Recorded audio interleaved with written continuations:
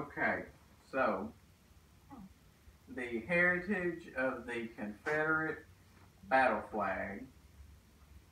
The Confederate battle flag was designed in July 1861 to save lives. It was approved for the war in September of 1861. When a person or group condemns the Confederate battle flag, it is because they do not know the facts behind the flag. It is these misunderstood facts of why the flag was made and have tempered and otherwise honorable symbol of those many men who died fighting for what they believed in. They came from every walk of life and from every culture in the North and South. To not honor them with the Confederate battle flag would be like no acknowledging that the war for Southern independence ever happened. The Confederate battle flag, which has stirred so many controversy, was designed by General P.T.G. Beauregard, who was born and raised in the parish of St. Bernard, Louisiana, just over 12 miles from New Orleans. The Confederate battle flag was conceived after the Battle of Bull Run in Manassas on July 21st, 1861. It was during this battle that General Beauregard realized a battle flag was needed. It was difficult for the men to tell which way to go when ordered, resulting in more casualties.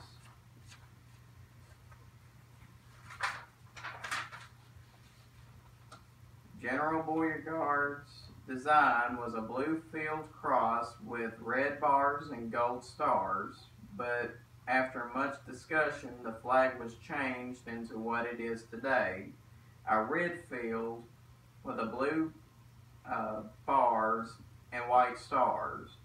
It was designed by William Porcher Miles. The red field represents the blood of Christ. The white border represents the protection of God. The blue X represents the Christian cross of St. Andrew and the first disciple of Jesus Christ and patron saint of Scotland. The 13 stars represent the 13 southern states of secession. The message of the Confederate battle flag is through the blood of Christ, with the protection of God, we, the 13 states, are united in our Christian fight for liberty. It is the only national flag on North American soil that contains a Christian symbol. The Confederate battle flag never flew as a state flag.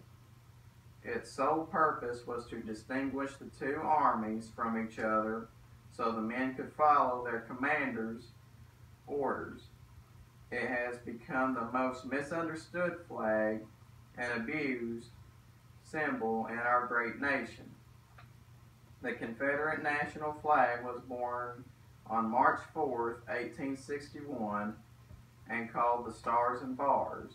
The committee wrote that the flag should be simple, readily made, and capable of being made up in bunting.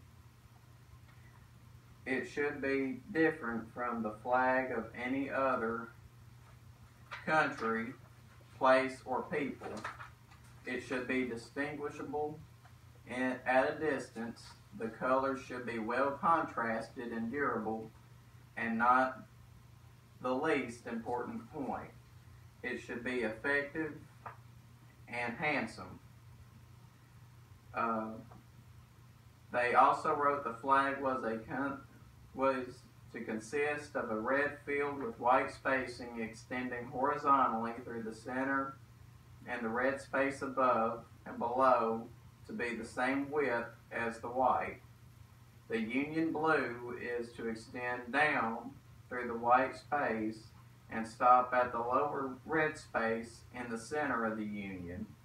A circle of white stars corresponding in number with the states in the Confederacy. As one can see, nowhere in the description of the stars and bars and the Confederate battle flag is there any mention of slavery or hate.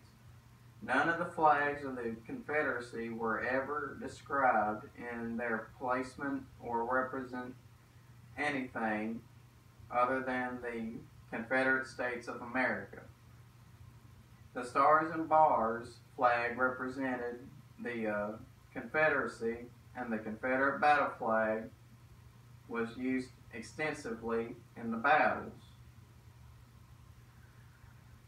Leon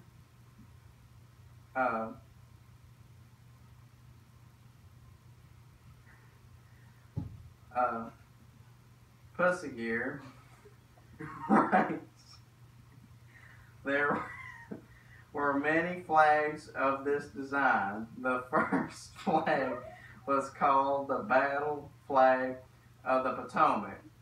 This flag was approved in September of 1861 by their commanding general, Joseph E. Johnson. The pattern submitted by the War Department, and from that point, the battle flag was carried by the Confederate troops. The second flag was the Confederate battle flag, also called the Southern Cross. It was never a national flag of the Confederacy. It was carried into battle by several armies, such as the Army of the Northern Virginia and the Army of Tennessee. It was also used as a naval jack by the Confederate Navy. One true fact of why there was a war is that the North fought the war over money. The North made a vast fortune over slavery and its comedies. It was not until the South decided to leave the Union that the North objected. The North knew it could not survive without the Southern money.